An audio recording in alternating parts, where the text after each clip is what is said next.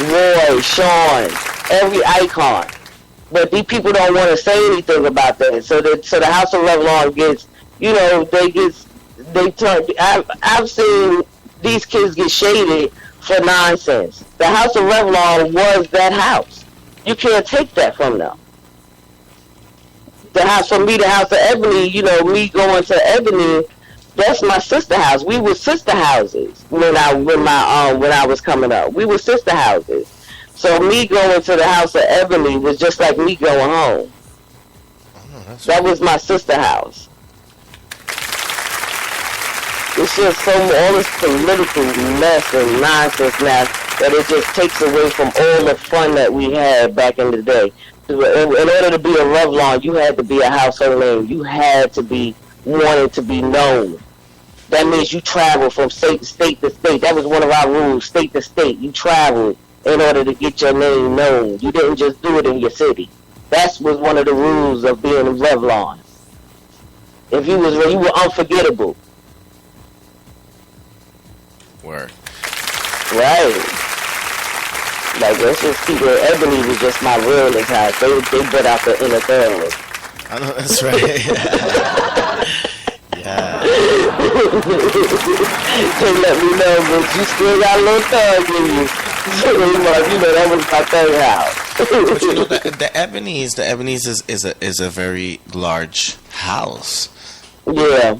And they do a lot of good stuff. Like, I did enjoy my time in there with them. Like I said, it's family for me.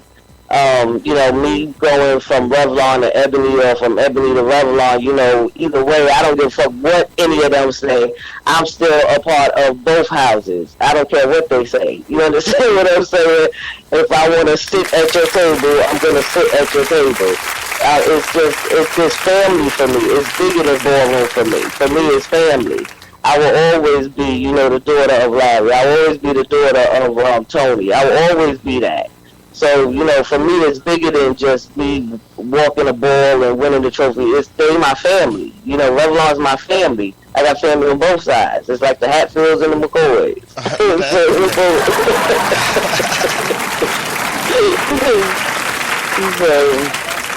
It is what it is. All right, tell us a little bit about the history of Ebony. How did that come about? That Ebony, Tony always say that I left when he got locked up. I can't remember to save my life. He always gets on me about that. I can't remember. I just remember going with the flow. That's all I remember. Is that me walking a ball. I smoked a lot of weed in my days, so I'm gonna go ahead and keep it real with you, honey. I can't remember a lot of shit when it comes down to my years, and because I don't even think it was years in the House of Ebony. I think I remember coming out at somebody's function. I think it was in Harlem. It was an Ebony function. I remember that, and I may have walked twice after that, but after that I don't remember. My years and all my ballroom career years was made in the House of Revlon. All of it. Word. Was made in it was all made in the House of Revlon. And for me, like I said, going over to Ebony, when I left the scene, we were a sister house. And I just remember when like I said, when I left the scene to raise my daughter, right. It was a sister house for me.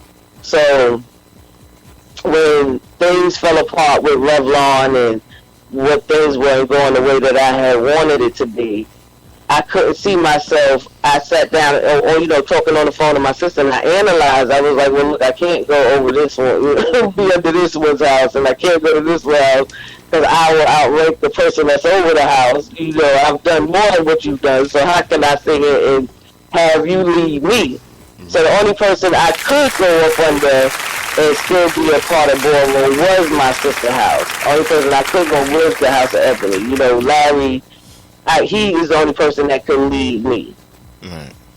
Word. So shout out like to I said, for me, he had him on the show a couple weeks ago too. That was a sweetheart. They do a lot of Ebony does, and then another reason for going was they do a lot of community service things, which there's a lot of need for that. So I did like that about them, what they did as far as, the community, giving back to the community, picking a family and, just cooking out and having little things, so I did like that about them. Work. Mm-hmm.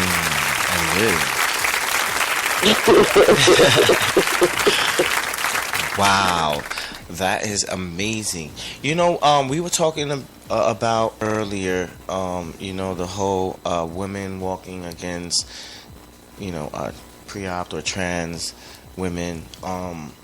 I know that a lot of, trans women that I've, come across and I've interviewed and I talked to, they prefer to have, that category separate. Why is that you feel, some people want to bring it and some people want to keep it separate? I don't know. I guess some of the girls just have that, to me it's a self-esteem issue because, honey, if you got it, you got it. So the girls bring it. I mean, the film queens bring it to me. I mean, like I said, I learned from them. I learned them girls. They're the ones that taught me about the makeup and you're supposed to keep the perfume and the sweet smelling stuff in your bathroom, and they the ones taught me all of that. They bring it, so I don't see why they would be nervous or whatever. That's just a girl who is, child, she just scared, honey. Don't be scared, honey. Come on and bring it. Hit it. Bring it to the floor. Hit the back of the runway. Don't be scared, girl. If you got it, you got it. Shit. I know, that's right. Well, have you ever heard of TV Transsexual? Who? TV Transsexual. It was an old show that was on back in the days. No. It was like the first transsexual show, yeah, that was actually on television. Okay, well, that's cool. Just wanted to bring that up and figure it out. No, not All right. So now I know you have a daughter, right? But I want to talk a little bit about that real quick. But I know that's a very, very delicate issue, So I don't want to really get into it. I just want to ask you, a question like more or less like how do you feel about having a daughter now compared to back then and ballroom and stuff. And then after that, I want to go into ATL. Okay. So, go ahead. Yeah, how do you feel now that you're a mother and you're present? How do you feel now, ballroom and, maintaining that in life and, now that it's so different? I had my daughter, my daughter is a product of ballroom. Her father was, the legendary Tyreek Aphrodite. And so, wow. He used to walk, face, and I met Tyreek in a great class. It wasn't like I met him out on the street. I met him in tracks in D.C. Wow, that is very... No, it takes a lot of courage and, a lot of confidence, to come on the air and actually say that, Yeah, I'm not bothered by that because that man gave me... I don't know if they have seen my daughter, or if you have seen my daughter, but that man gave me a beautiful child. And he also, he gave me life. So I will never not speak about him. It would never, ever, I will always keep him alive because of the fact, he gave me life. He said, when I asked him for a baby, I told him I wanted a child. And I needed to have a baby because I was out there doing so much. I was hustling and, doing all kind of, whatever it was, I did. And so I needed to slow down. Either I was going to be in jail or either I was going to be dead. So I asked him for a baby, and he gave me my daughter Naya, beautiful girl. So I will never not speak about him. When I met him, like I said, I met him in a gay club. And I had no problem with his sexuality or anything that he had going on. When I fell in love with him, I fell in love with who he was, not for what he did in his bedroom. People have issues with what a gay person does in their bedroom. They do the same thing that a straight person does. They make love to their partner. They do this. They love their partner. They kiss on their partner. They do the same thing a straight person does. So I don't see what the problem is. I love that man for who he was and what he meant to me, and I thank him for it. Oh wow, that was beautiful. That really I thank him for it. And as I thank him for far as it. your daughter, you know, I'm pretty sure she's got to be a blessing, because just here sitting listening to you on the show, you know, you seem like you're a right-minded person. It's a blessing, you know. So congratulations to that, by the way. And also, I wanted to say is, girl, you need to write that and like put a movie. That needs to be a movie, like seriously, like that was really, really fab. So we gotta give you props, girl. Yeah, like, I mean, people don't know, like, they just look at this ballroom stuff and they just see you on Facebook and you put, I get on there and I vent and I read, I may say little things or whatever the case may be, but, you know, I'm human. I go through myself, I go through my things, and I'm human. I don't look at people for what they can give me or anything. Like, I look at for who you are, what type of person you are on the inside, and let me find out for myself. You know what I'm saying? So I'm glad I didn't burn any bridges. I'm glad I'm still friends with a lot of the girls, and I'm thankful for meeting the new children. You know, they've given me so much love. I thank all of them for that. So yes, it's good. Wow, you blew my mind. You really did. I wasn't expecting that one, but that was good. That was great, you know. Now let's go into ATL. How did that come into play in your life? My daughter was graduating. At the time, I was living in Florida, and I had got laid off from work. So at the time, I wasn't working. And so my daughter was coming here to Clark, Atlanta. And me, of course, you know, looking at her, not to brag on my child, but she's a doll baby. And for me, just letting her go to Atlanta by herself, I couldn't do that. And then I don't think she had, like, she tells me she has the mind, got the street smarts for you. You don't realize what you've embedded in me, but I just don't see it. I don't. And then she went to be a cop and all that craziness. So that's how I wind up at ATL. I would feel you down. You made me laugh. Oh my God. She didn't know so she went to be a cop. So that's how I wind up here at ATL. ATL has been a whole other experience for me. Really?